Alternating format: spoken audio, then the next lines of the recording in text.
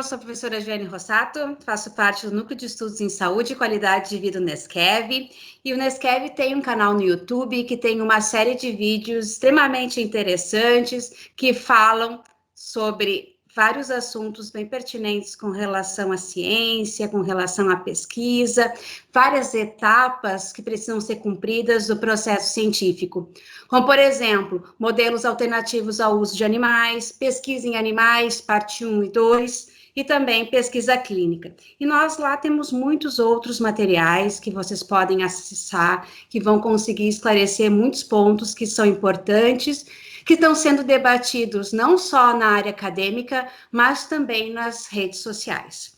Então, hoje o nosso bate-papo vai ser sobre Comitê de Ética e Pesquisa, e a professora Cláudia Funchal vai introduzir o nosso convidado de hoje.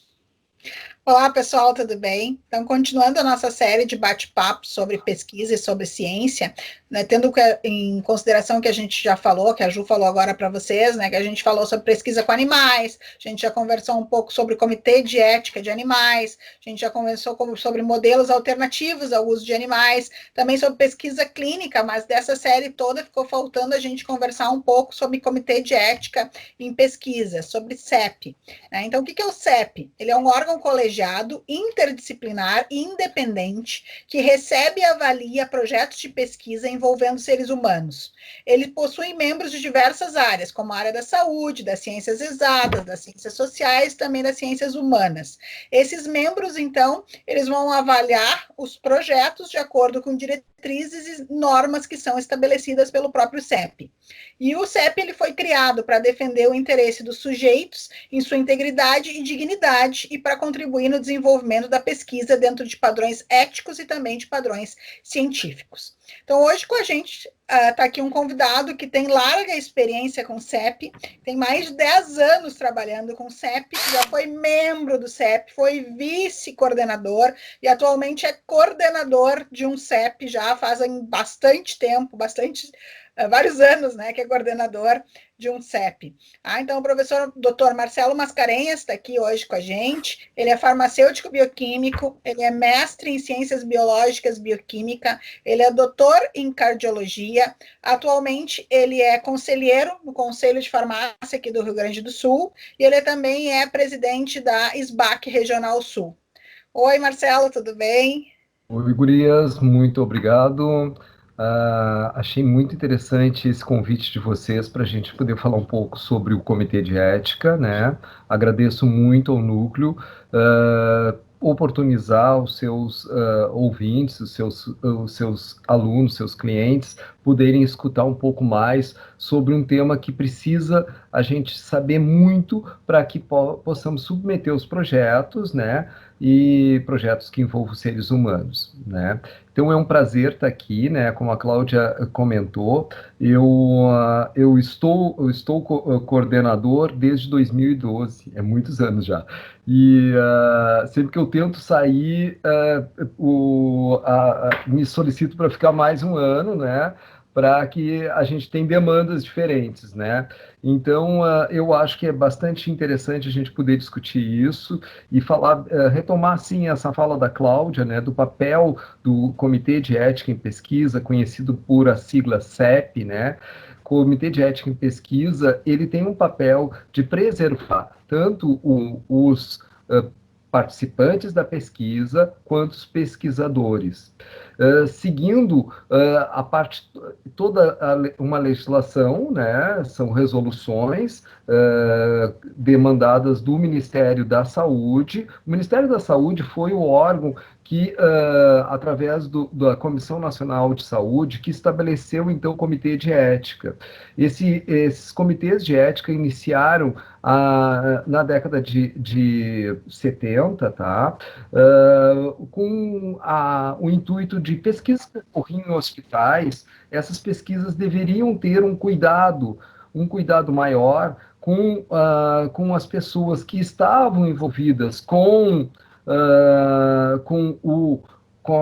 as pesquisas em hospitais, mas inicialmente essas resoluções que começaram de forma internacional, preocupadas só com o paciente, que naquela época era chamado assim, o paciente. Depois disso, então, foi ampliando, e no Brasil, em 1996, ela entrou em vigor, né, uma portaria, a qual, uma resolução, desculpa, uma resolução a qual olhava, né, o profissional que estava trabalhando com a pesquisa e o pesquisado. Em 2012, houve uma alteração dessa resolução, que foi agora denominada, desde 2012, Resolução 466 de 2012. Eu tenho bastante orgulho, né, que eu assumi participando dessa reunião e sendo muito ativo. O grupo do Rio Grande do Sul, acabei criando um grupo no Rio Grande do Sul em 2012, 2013, 2014, e nós ajudamos a construir esse documento que hoje rege todos os 800 e em torno de 860 CEPs no Brasil. Né? Então, os comitês de ética, para que eles sejam instituídos, a instituição tem que ter, a instituição que não precisa ser de ensino só, pode ser uma instituição de pesquisa, pode ser um hospital, pode ser que tem um número, né, pelo menos um número, não tem, vocês podem me perguntar assim, tem que ter um número mínimo para se estabelecer? Regra-se que a partir de 20 projetos, pelo menos 20 projetos, a partir desse número deve-se pensar, mas tem uma estrutura toda muito grande. Então, às vezes, alguns hospitais de pequeno porte não conseguem estruturar isso dessa forma, porque temos que ter, para validar o CEP, para o registro do CEP, tem regras, né, muito claras, né, que nós precisamos um número de doutores, né, um número de doutores da instituição que vão dar amparo ao CEP, não é que eles serão do CEP, mas eles vão dar como fosse testemunhas do CEP, tá? Então nós precisamos de um número de profissionais, doutores, de diversas áreas do conhecimento, as áreas do saber, para que acabe tendo então uma abrangência de suporte para esse comitê. E esse comitê precisa de uma área física determinada, ele precisa de uma secretária, ele precisa de uma carga horária para essa secretária, que deve ser de 30 a 40 horas semanais, né? E ele precisa de, nessa área física, mesmo que hoje a gente não tenha mais uma demanda de armazenamento de papéis, mas a gente precisa de uma área de computador, uma área separada para as reuniões, porque nós vamos estar trabalhando vamos estar olhando projetos de uma forma que invade a privacidade do pesquisador e dos pesquisados, né? Então, dos participantes de pesquisa. Então, isso é uma estrutura que demanda custo, né? E demanda recursos humanos, né, e financeiros, né? Então, isso acaba, às vezes, limitando alguns hospitais, algumas clínicas que têm pesquisa, mas que não conseguem estabelecer essa estrutura. Bem, Isso, eu ia te perguntar exatamente isso, que é a questão da organização, né? Mas deixou bem claro que precisa ter um modelo extremamente organizado para que tu possa ter a possibilidade de manter um CEP. Mas e os membros? Como é que esses membros eles podem ser escolhidos? Bem, então, assim, estabelecendo o cadastro no CONEP, né? O CONEP, então, é a Comissão Nacional de Pesquisa, né? E nessa comissão, então, se cadastra todos os comitês de ética. Então, nessa comissão, quando se estabelece isso, tu manda a proposta do comitê de ética, tá? E nessa proposta tu tem que ter número de membros em número ímpar, sempre em número ímpar, com equilíbrio entre homens e mulheres, tá? Equilíbrio entre homens e mulheres. Excluindo, nessa contagem se exclui os representantes de usuários, que agora eu vou falar sobre isso. Então nós teremos os membros avaliadores, desculpa. Não, acho que é importante Claro. depois tu falar quem é o representante dos usuários, porque Isso. Eu vou comentar. Chega bem frequente, né? Isso, exato. Então a gente vai ter assim os membros, né? Que a gente tem que ter um equilíbrio. Olhem bem, um equilíbrio entre homens e mulheres e entre mestres e doutores. Às vezes é difícil, Tu tem que- O ideal é que todo o grupo seja doutores, mas às vezes nem todos a gente consegue, né? Nós já conseguimos eliminar todos os que são especialistas. Temos 2 mestres e o resto doutores, mas temos que ter, né?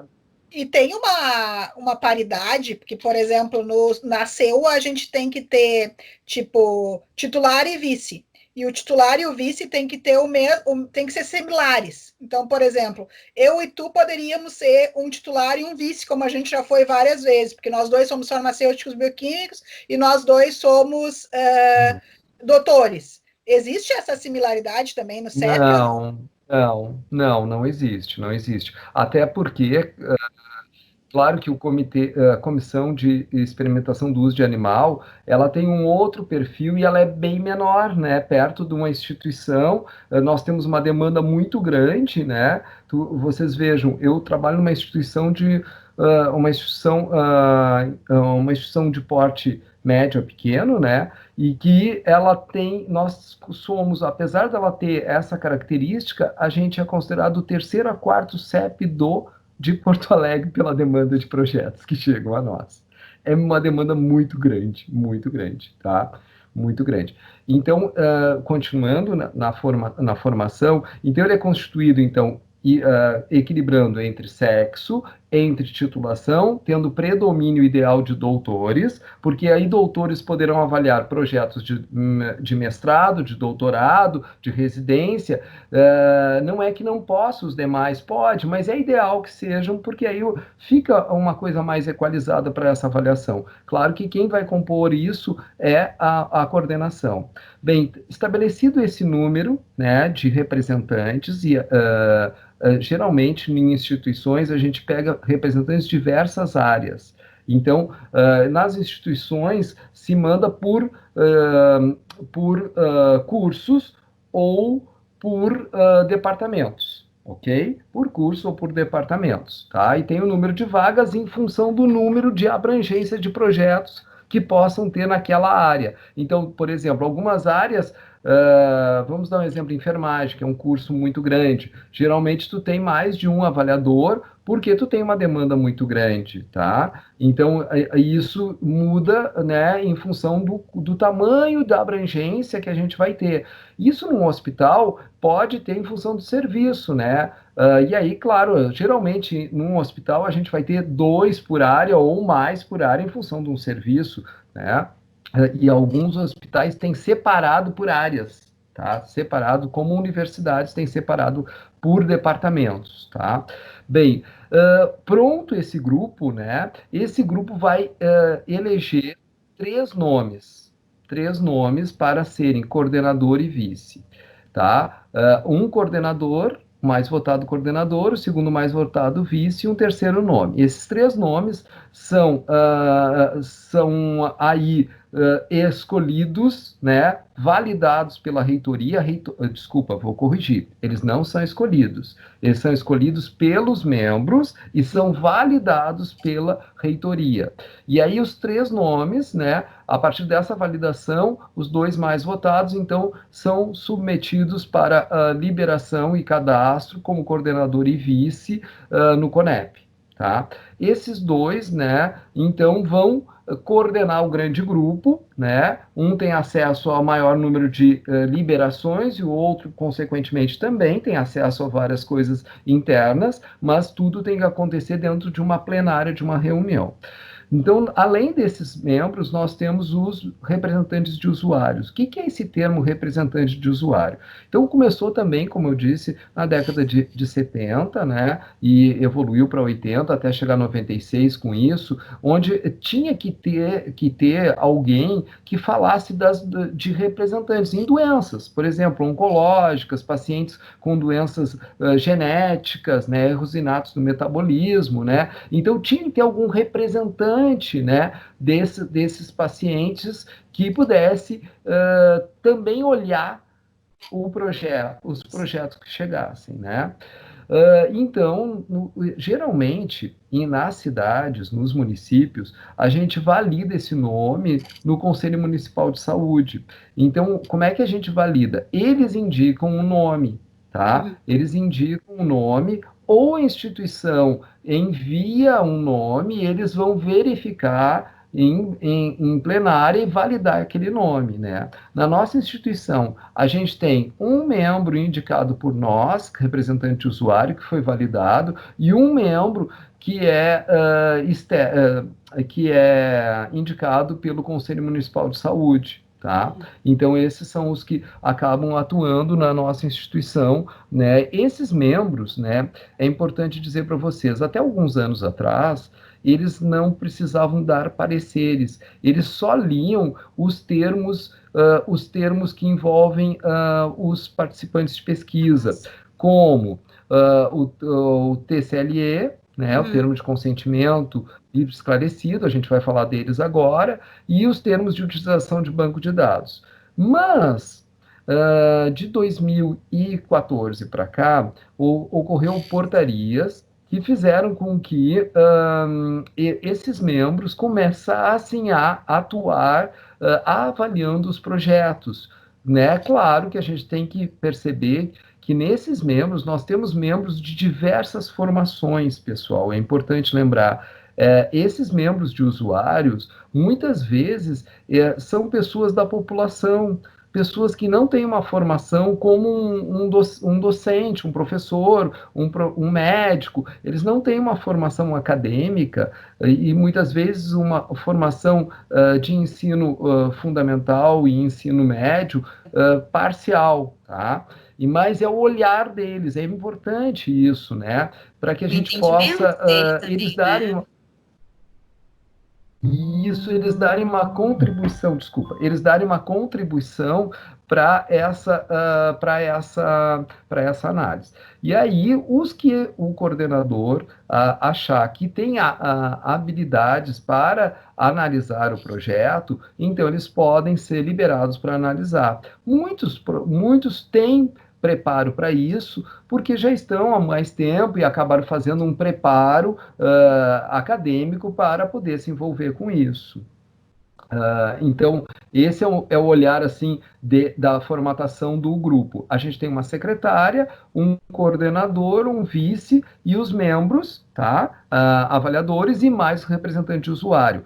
Quantos representantes de usuário? Em função do número de membros, tá? Se a gente tiver 9 membros, tá? É recomendado 1. Se tiver mais que 9, é recomendado a partir daí 2 membros, tá? Porque para poder dividir, porque senão eles vão ter uma demanda muito grande, porque eles têm que interagir em todas as reuniões, em todos os processos que forem analisados. Ótimo, Marcelo. Eu acho que esse representante dos usuários, se a gente fizer uma analogia com o SEUA, é como se fosse o nosso membro de ONG, né? Lá na SEUA. É mais ou menos só para a gente fazer uma analogia, já que o pessoal já acompanhou a nossa conversa sobre SEUA, né? Só para a gente ter uma analogia. E eu acho que uma coisa importante de saber também tem treinamento para os membros? Como é que né? Para poder ser avaliador, para poder ser membro. Uma vez que tu é membro, tem treinamentos a serem feitos? Como é que é isso?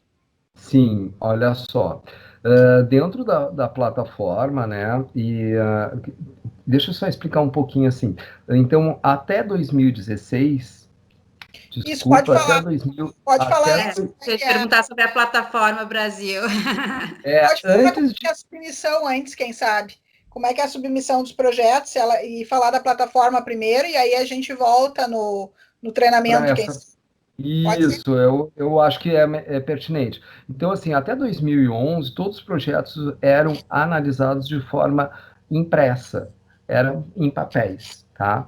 Em 2011, então, foi criado, né, uma forma tornou-se informatizado tudo, tornando a avaliação, desde 2012 até hoje, os dias de hoje, a cada ano há um incremento no sistema chamado de Plataforma Brasil.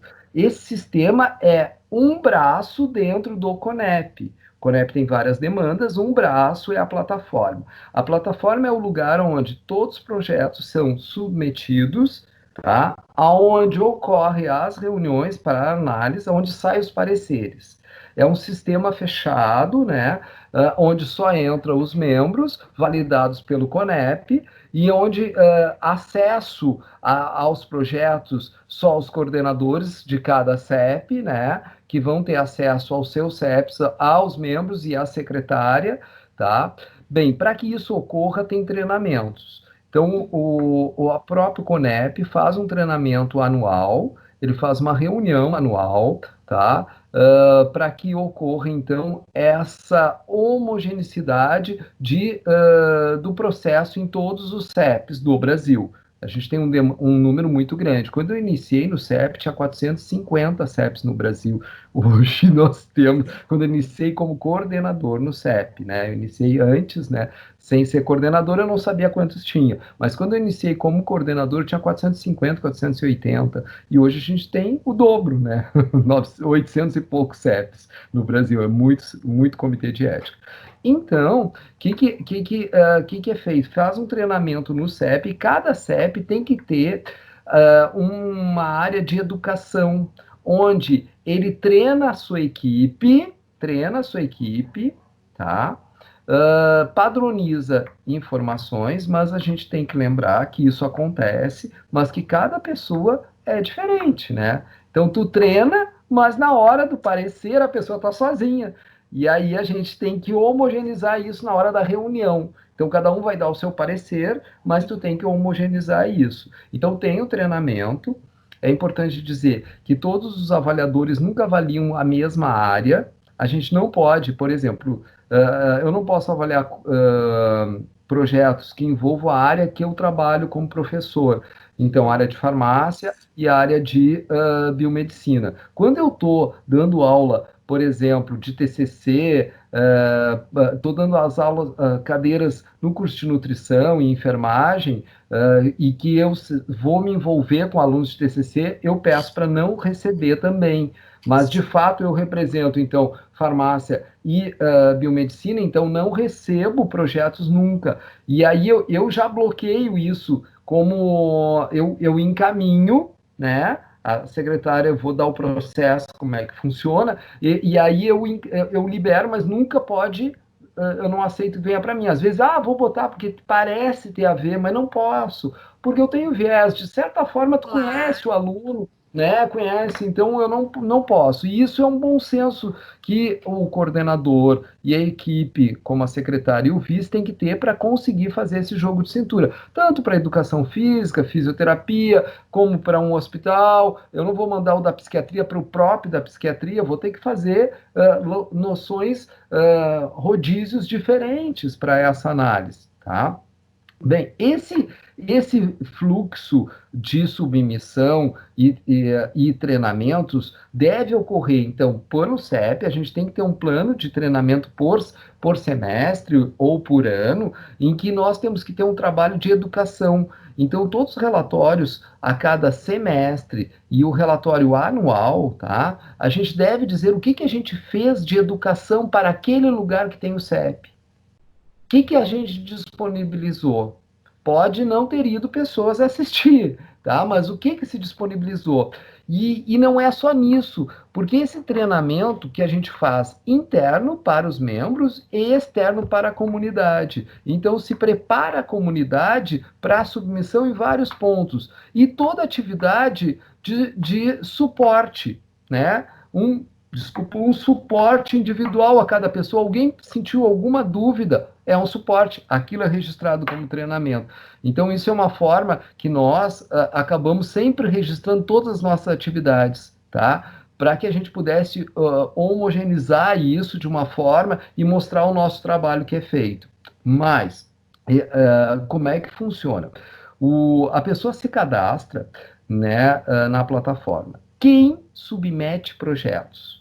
Posso ir assim nesse raciocínio? Essa é uma das grandes dúvidas que normalmente, né, os alunos têm, porque a plataforma facilitou muito o trabalho, né? Como usuária da plataforma, né, eu acho que facilitou bastante para que a gente pudesse não perder os papéis, para que eles estejam sempre num determinado local. Então, favoreceu muito.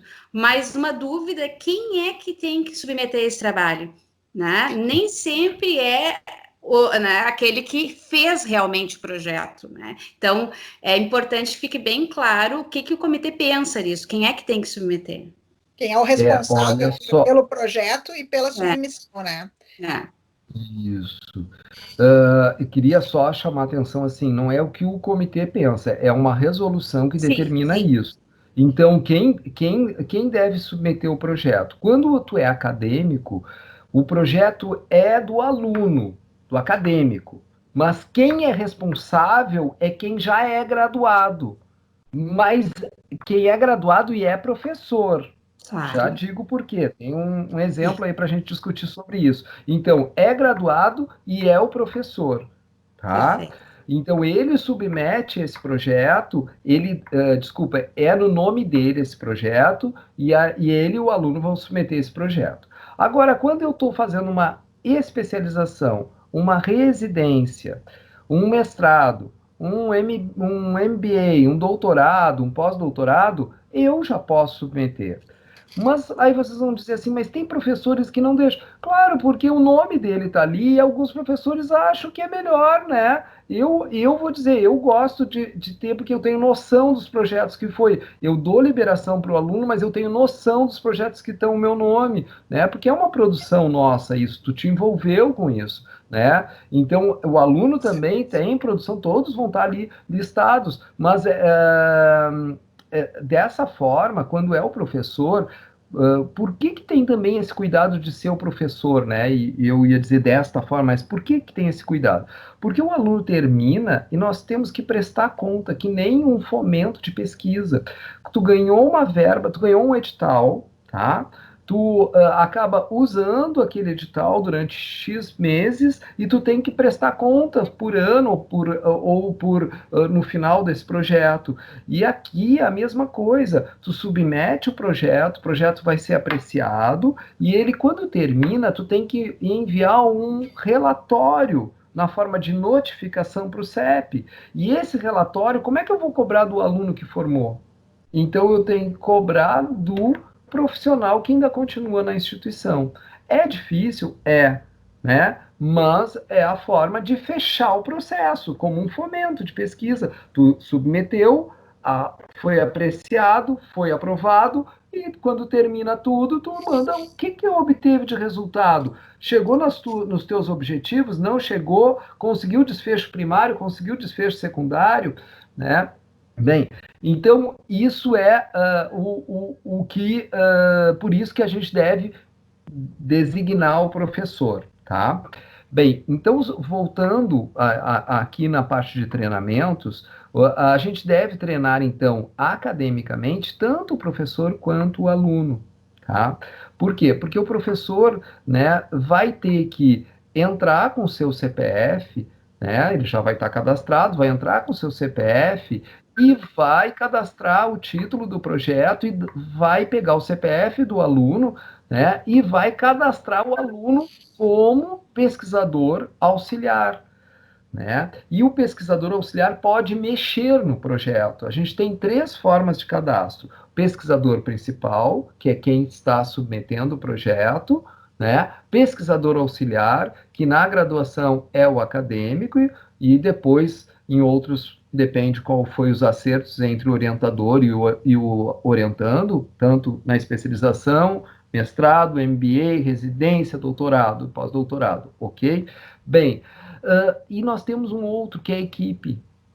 Eu gosto de falar disso porque, às vezes, a gente vai trabalhar com um serviço de cardiologia, né, Ju? No serviço de cardiologia lá que trabalhou, eu também, né, trabalho e tal. Então, tem pessoas que colaboraram e querem registrar no seu currículo que são participantes da pesquisa, mas não querem ser pesquisador auxiliar.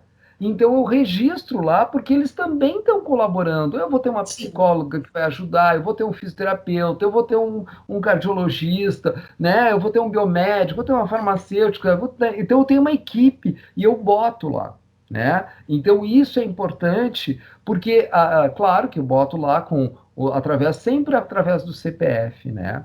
E isso é importante resgatar aqui para nós. Quando foi criada essa plataforma, e ela ainda não está 100%, foi para que todos os documentos que chegam ao governo na forma de CPF cruzassem. Ainda não está funcionando plenamente, tá? Mas já está bem melhor. A ideia é a seguinte: o teu currículo Lattes cruza com o CPF que vai ter na plataforma Brasil, ainda não está. O teu imposto de renda cruza também, tá? Se tu receber É um tudo fomento integrado. isso, se tu receber um fomento de pesquisa, cruza também. Claro que nesse meio tempo, desde que houve as mudanças políticas, ocorreu uma diminuição no número de contratados no CONEP. E como ocorreu uma diminuição, esses programas ainda não entraram em efetivação, porque ocorreu uma diminuição em função dos profissionais que trabalham com a parte informática. Nós já temos uma parte bem apurada, mas isso ainda não está ainda amparado para que a gente possa fazer isso. Tá? Então, acho que sobre a pergunta sobre treinamento tem que ter pelo menos um treinamento, quando é institucional, por semestre, tu dividir 2 blocos no ano, fazer os mesmos treinamentos, oportunizar não só para o professor, mas para a comunidade acadêmica, dentro de um hospital, oportunizar a toda a equipe, e também é uma forma de treinamento quando tu dá uma consultoria individual, né? É uma forma de treinamento. Acho que é muito importante pensar assim, quando eu penso academicamente, fazer visitas, né? Fazer visitas em disciplinas que envolvam trabalhos de curso, né? Residência, alguma coisa de mestrado, que vai ter alguma cadeira inicial que pode, porque às vezes as pessoas não estão acostumadas ou se formaram numa época que não tinha isso, porque antigamente não tinha isso, né? Então, a gente precisa dar suporte para essas pessoas, né? Ok, gurias? Eu vou tomar Sim. uma água e vocês me perguntem. Sim, não, acho que tu respondeu, né, bem direito, além de falar do fluxo, né, como é que é feita a avaliação, falou do fluxo, né, falou dos treinamentos, e além desses treinamentos que vocês fazem internos, eu sei também que tem os treinamentos externos, que vocês se juntam, vários CEPs também, né, para discutir o que está acontecendo, legislação e atualizações também, né, isso também é importante, né, e eu acho que a gente poderia falar também que documentos que são necessários para se fazer a submissão, né? Que foi o que tu já falou no TCLE lá no início, mas dizer o que Claro, precisa. varia bastante, né? Se tu tem um ensaio clínico, né, multicêntrico, tu vai ter uma grande quantidade de documentação necessária, mas estudos menores, né, eles vão Mas o apresentar que é alguns o documentos obrigatórios, o né? que é Então, o mínimo, seriam assim, esses documentos. coisas que tem que ter, autorização da instituição, essas coisas básicas que é o que tem que ter sempre num projeto. Vão ter variações, vão ter variações, né? Mas o que é o mais comum de aparecer de documento? Sim, é importante, primeiro, antes de falar desses documentos, eu gostaria de falar das resoluções. Só comentar para você, são várias resoluções, mas duas grandes principais, assim. A resolução 466 de 2012, que envolve ciências da saúde de uma forma geral, e a 510 de 2016, que envolve ciências sociais e humanas. Existe, então, ainda a resolução que envolve o SUS, a resolução que envolve material biológico para transporte para exterior, a resolução que envolve também a acreditação dos CEPs. Nós temos CEPs que são CEPs acreditados, e não é que todos têm que ser, são CEPs que vão dar suporte para os demais. Não tem estrutura para todo mundo acreditar. Não tem ainda. Então, temos CEPs, né? E tem CEP que não quer fazer isso, porque quando tu acredita, tu vai ter que avaliar outros. E aí o problema fica mais chato, né? Bem, nós temos, então, assim, isso é importante. Por que eu quis falar isso antes dos documentos? Porque geralmente as pessoas pegam o documento, cópia de um e de outro e cometem falhas, porque se atrapalham nisso, porque não leem a resolução. Né? As resoluções, elas não mandam, elas não condicionam a ter modelos. Elas gostam de citar componentes que tem que ter nos termos, mas não modelos. Acaba que as instituições criam modelos próprios, mas não é o que o CONEP recomenda. Ele recomenda termos. Os termos, os pontos que tem que ter em cada termo têm que estarem claros. Tá? Bem, como a Ju colocou, os projetos, tanto multicêntrico, o que é um multicêntrico? Aquele projeto que envolve mais de um centro, às vezes uma pesquisa entre vários hospitais, entre vários países, né? A validação de uma medicação, de alguma outra coisa, né? Como uma... Me ajudem, agora faltou a palavra aqui. Não é como uma técnica, né?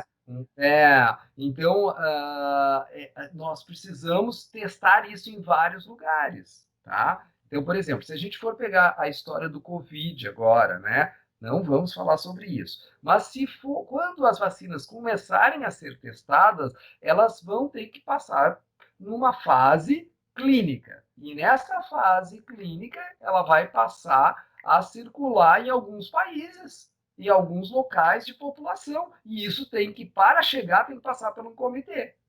E aí não é um comitê, é os comitês todos envolvidos. Tá? Então, tanto um projeto multicêntrico quanto não multicêntrico, como um projeto de pesquisa normal, que vai ocorrer só numa única cidade, o que a gente precisa? O aluno, o pesquisador, eu não vou usar o termo aluno, pesquisador, principal e auxiliar, precisam ter um projeto, né, escrito e salvo em PDF. Nesse projeto, ele vai seguir as normas da ABNT, né, com resumo, com introdução, né, com resumo, introdução, objetivo, justificativa, hipótese, né? Aqui eu gosto de chamar atenção, porque dependendo do tipo de estudo, não tem hipótese. E aí eu não vou fazer.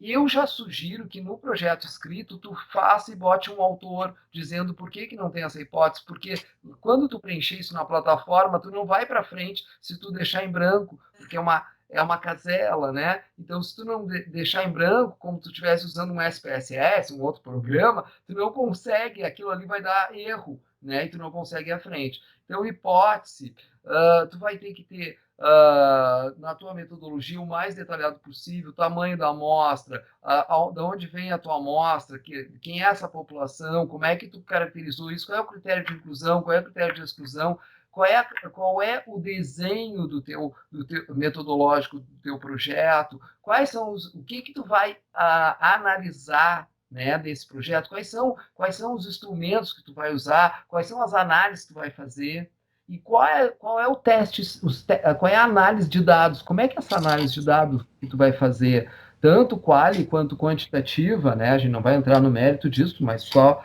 para ilustrar, né? Tanto quali quanto quantitativa, quais são os desfechos do projeto, tanto primário quanto secundário. Eu vou chamar atenção nesse item desfechos, porque muita gente sente dificuldade de responder isso, porque o desfecho é o que eu espero do meu objetivo primário, é o desfecho primário. E o que eu espero dos meus objetivos secundários, é os meus desfechos secundários. É importante para o pesquisador poder estabelecer isso, que ele tenha um desenho, um mapeamento do seu projeto, e isso não quer dizer, ele já sabe, não, ele vai criar hipóteses sobre isso, poderá ter respostas ou não, né?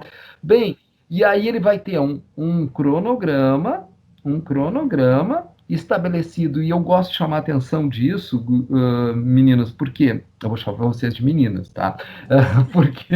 Porque assim, ó, a gente fica mais jovem.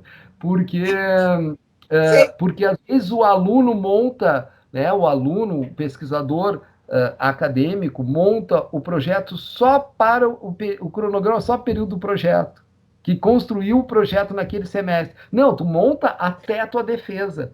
Tu tem que montar até o dia que tu entrega ele final e tu tem que ter uma resposta, vai ter um relatório, tudo, tu tem que planejar isso tudo. E o orçamento, tudo está envolvido no orçamento. Então, o cronograma detalhado e o orçamento também. Mas, professor, o que eu tenho que botar no orçamento? Além de, quando tu tem insumos, tu vai botar os insumos. Quando tu tem algum equipamento, vai ter que comprar, tu vai ter que botar, mas tu tem consultorias, por exemplo, para fazer, descobrir qual é o teu tamanho amostral, qual é a tua estatística, como é que tu avaliou aqueles dados. Então, tu tem valores, tem impressão, claro que pode não fazer, mas tu vai ter um computador, tu vai ter alguma coisa. Então, tu tem que perceber que essas informações parecem ser normais, mas têm que estar inscritas. Ele tem que estar todo escrito. O avaliador tem que perceber que ele não vai ter alguém do lado dizendo eu queria dizer isso. Não, ele tem que ser bem claro, tá? Bem, aí as referências, tá? Eu quero, antes de ir para os termos, para os anexos, eu gostaria de voltar na justificativa. Lembrando a justificativa, muito da característica dessa justificativa para que não seja um parágrafo de 3 linhas, 4 linhas. Essa justificativa tem que dar um amparo, né? Tu pode seguir o método Finner, mas tu pode, né, seguir uma forma que tu dê amparo para o leitor, o avaliador, poder ter certeza que tu está vendendo bem aquele peixe, aquele teu projeto. Qual é a relevância? Qual é a importância disso? Ele é inédito? Não, ele é um novo olhar. Sim, o que é? Então eu preciso lançar a mão disso. É muito importante para o acadêmico poder lembrar desses itens. É factível? É interessante? É interessante? Que autores dizem que esse tema é interessante? Vou trabalhar com diabetes gestacional. Por quê? Porque a ADA fala isso, porque a Sociedade Brasileira de Endocrinologia fala isso, a ARAD tem dados sobre isso, a Associação, né, de Diabéticos no Brasil. Então eu trago informações que estão publicadas que poderão dar amparo para isso diversos autores, né? Então eu trago isso torno isso escrito. Qual é a característica de inovador do teu projeto? O que ele é diferente dos outros? Eu tenho que escrever isso, eu não posso dizer, tá aqui. Não, tem que estar escrito. O que ele é novo? Que ele que é inédito? É necessário? Isso é uma pergunta que eu escuto às vezes quando nos procuram. O projeto tem que ser inédito? Não. Hoje nem doutorado precisa ser inédito, né? Você sabe, né, por isso. A gente pode repaginar. Eu posso botar um outro olhar, pintar de uma cor. É como tu pegar uma parede e repaginar, né? Nós vamos repaginar, olhar sobre um prisma, olhar. E eu, às vezes, quando um aluno me procura, eu digo assim, tu já li tal coisa. Teve um aluno agora que esse semestre fez um trabalho excelente, mas não era o que eu queria. E aí, no fim, eu gostei, porque aí eu disse para ela, vai procurar ler artigo e ver a brecha que as conclusões botaram. E ela fez direitinho, e aí ela disse, professor, isso aqui não tem resposta, então vamos escrever sobre isso. Né? Vamos ver se vai dar certo, mas é assim que a gente pode sair, né? Que a gente busca. Então, isso tem que estar claro. E qual relevância que isso vai trazer para ti, pesquisador, para a equipe e para a comunidade? Eu tenho que pensar nisso, tá? Tem que ter. Qual a relevância que vai ter nisso, né? Bem, no cronograma, eu quero chamar a atenção de itens que são importantes ter no cronograma. No cronograma, além de eu ter a revisão até a data da defesa ou até a data da entrega final, eu tenho que pensar também no retorno aos participantes de pesquisa. A gente não pode explorar, porque é isso que as resoluções em que o CONEP estabeleceu fazem, proteção do participante de pesquisa. Eu não posso explorar ele sem dar retorno. Então eu pego, sugo, tiro sangue, faço entrevista, meço, peço, viro de cabeça para baixo e aí ele não sabe nada. Aquele doutor, aquele teve aqui e foi embora. Não, eu preciso dar um retorno, dizer para ele. E claro que às vezes tu pode ter, vamos dizer, tu vai pegar um erro inato, né, Cláudio, como a gente trabalhou. Eu não vou poder, eu vou dizer o resultado que está ali, mas não vou entrar em interpretações, eu posso encaminhar ele. Então, é importante isso estar claro aí, né? É importante estar claro. Então, eu preciso desse retorno, como eu preciso do relatório de pesquisa.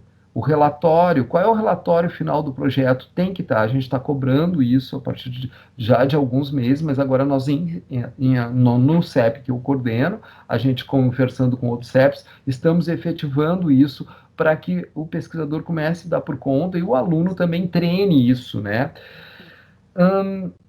Eu vou ter que voltar mais uma coisa dentro da metodologia. Risco e benefício, um ponto que tem bastante problema, tá? Risco e benefício. O que é o risco? Qual é o risco? Ainda não tem uma resolução clara sobre o risco, mas nós temos acordos e interpretações da resolução 466 e 510 sobre o risco. Então, na 510, que é a mais nova, o risco, ele é um olhar que a gente deve pensar. Ele é de risco mínimo ou baixo, moderado, alto ou grave. O que é o risco? O risco pode ser um constrangimento. Às vezes, uma entrevista, ela pode ser tão ou muito mais grave do que coletar um sangue. Claro. Mas não a coleta de sangue é sempre um risco moderado para cima. Moderado para alto, dependendo do que eu vou coletar. Vou coletar uma pessoa numa esteira correndo, né? Eu vou coletar sangue, tem gente. E aí é moderado, pode ter outro risco aí, né? Mas a coleta de sangue é moderado, né? Coleta de punção sanguínea é moderado, não é mínimo. Mas uma entrevista, vocês vão dizer assim: será que uma entrevista é mínimo? Não, porque se eu for perguntar assim, abuso sexual.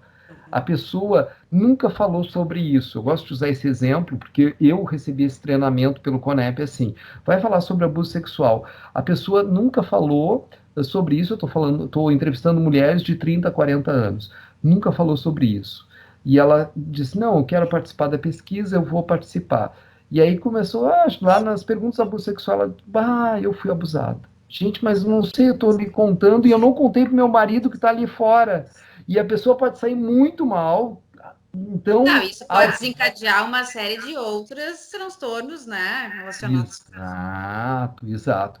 Então, isso como uma coleta, como uma medida, né, uma análise de criança, todas as situações em que os participantes, a gente tem que pensar sempre, qual é o risco? Descreve o risco, tontura, constrangimento, invasão de privacidade, por exemplo, tá? E esse risco é mínimo a elevado. Descrever, tá? Tem que colocar isso claramente. E aí, qual estratégia que tu, pesquisador, vai fazer? Fique claro para quem está nos escutando que não posso encaminhar para um sistema único de saúde. Muito comum, pessoal. Vamos encaminhar para o pronto-socorro? E aí a gente pega assim, tem algum contrato do pronto-socorro? Quando está dentro de um hospital, aí é uma coisa, mas é diferente. Mas quando tu não tem isso. Né? Por exemplo, na nossa instituição, né, na instituição que eu trabalho, desculpa, às vezes botam assim, vou encaminhar para, vai fazer alguma coisa de educação física. Se ocorrer alguma coisa, eu encaminhar para as clínicas, não posso. Tem uma demanda, tem um número de ficha e não tem contrato com as clínicas para isso. Então eu preciso ter estabelecido uma estratégia de como eu vou minimizar esse risco. Então, tem que estar claro. E o benefício? 2 pontos do benefício. Qual é o benefício dessa pesquisa para o participante? Ou para o grupo da doença do participante, o hipertenso, o diabético? E qual o benefício para mim, como pesquisador? Eu preciso ter essa percepção. É importante essa percepção. Então, são pontos, claro que a gente teria como falar muita coisa, mas eu acho que de uma forma geral é isso. Vamos para os anexos. O que a gente tem de anexos? Tá? A gente tem o termo de autorização institucional ou conhecimento institucional. Algumas instituições usam esse. Ou anuência, né? Em que a instituição sabe. Por que, Marcelo, tu diz isso? Porque eu vou fazer um projeto no Hospital X. Eu planejo tudo isso, eu sou de uma instituição que não tem hospital, eu planejo, nunca fui no hospital, eu só imaginei e vou lá fazer isso. Não posso. Então, eu quero saber se eles vão deixar eu entrar, se eu vou poder coletar essas informações. Então, eu tenho que pegar esse projeto, antes de submeter, ir lá, procurar alguém, claro, chegar, vai ter vários caminhos, entraves que vão acontecer, e apresentar esse projeto, essa pessoa vai avaliar e vai me dar um parecer. Esse parecer tem que seguir algumas regras das resoluções, né? E então um termo de autorização institucional, ou um termo de anuência, ou um termo de conhecimento, assim que é denominado. Depois disso, a gente tem que ter, se eu vou trabalhar com pacientes, né, participantes da pesquisa, são pacientes, eu vou trabalhar diretamente. Se eu vou trabalhar diretamente, e eles são maiores de 18 anos, eu vou usar o TCLE, termo de consentimento livre e esclarecido. Nesse termo, o que tem que constar? O título da pesquisa, objetivo, o que eu vou estar avaliando claramente, qual é o risco, não pode omitir os riscos, e qual é os benefícios. Tem que dizer que vai dar o retorno dessa pesquisa, tá? O contato não pode ser telefone institucional, tem que ser celular. É importante, porque institucional só se tu tem uma secretária ali recebendo, né? Então tem que ter, vou botar e-mail, mas nem todo mundo tem e-mail, dependendo do paciente, pode às vezes, não é que não tenha o acesso, pode até ter, e muita gente não tem, né, gente? A gente tem que saber que tem uma população que não tem acesso, né? A gente não tem uma informatização tão boa assim no país. Então, isso é importante estar claro, né? E a responsabilidade também ali, tu é responsável pelos dados por 5 anos. 5 anos, tá? Tá, mas eu terminei o trabalho agora em 1 ano. Não, tu tem 5 anos de responsabilidade disso, tá?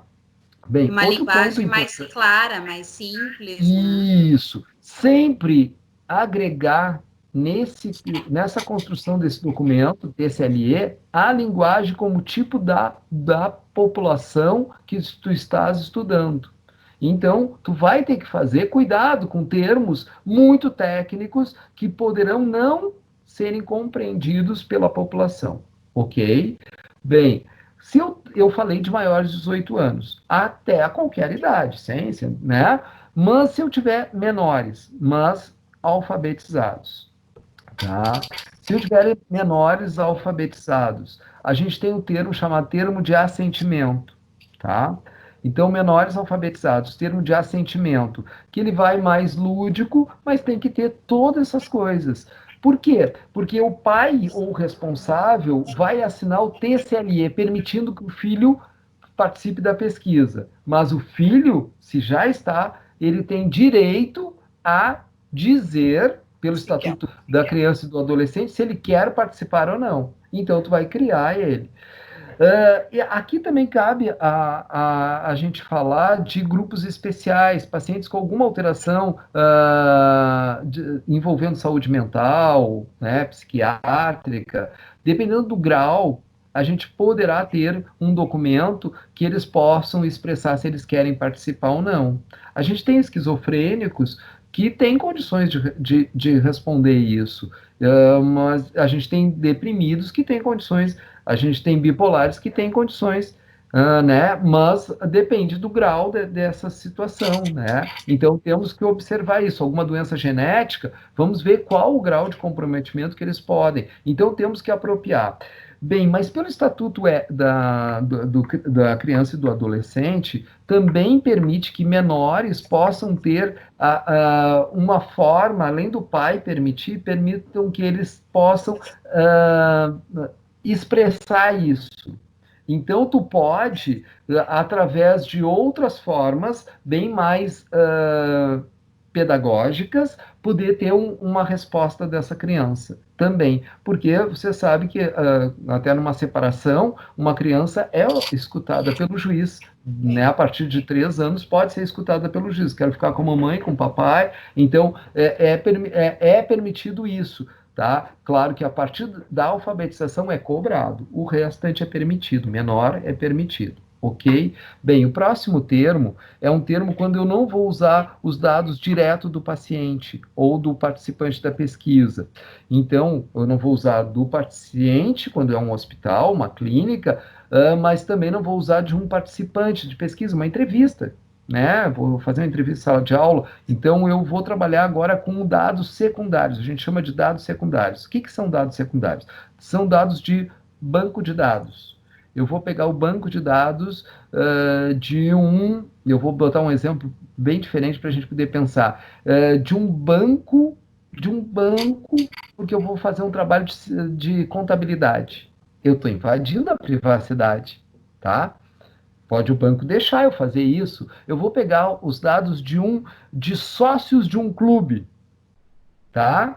E eu quero ver se é mais homem, mais mulher, se é mais casado, se é mais solteiro. Estou inventando aqui, tá? Então, eu vou pegar de uma clínica renal. Eu vou pegar de uma atendimento, prontuários de um atendimento, né? De UBS, né? Por exemplo. Então, eu vou pegar num serviço, num hospital, um serviço todo, vou pegar. Então, eu preciso do quê? O que eu preciso? Aqui é o seguinte: para esse participante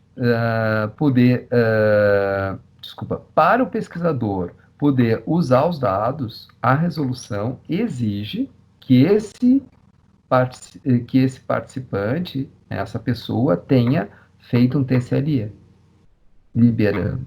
Esse é o correto.